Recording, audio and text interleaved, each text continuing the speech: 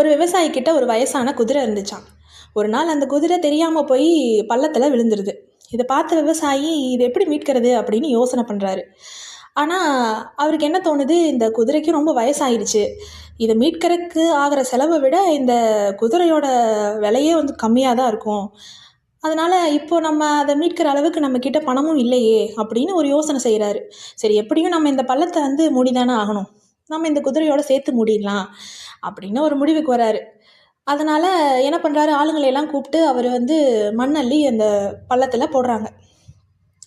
முதல்ல அந்த குதிரை மேலே மண் விழுந்ததும் குதிரை ரொம்ப அலறுது, பயப்படுது. கொஞ்ச நேரம் ஆக ஆக குதிரை என்ன பண்ணுது, தன் மேலே விழுந்த மண்ணை உடம்பால் ஒரு சிலுப்பு சிலுப்பி அதை கீழே தள்ளுது. கீழே தள்ளிட்டு அந்த மண் மேலே அது ஏறி நிற்கிது. இப்படியே தொடர்ந்து ஒவ்வொரு தடவையும் அது பண்ணிக்கிட்டே இருக்குது. மண் விழுகுது, திரும்பவும் அது உடம்பை சிலுப்பி அது மேலே ஏறி நிற்கிது.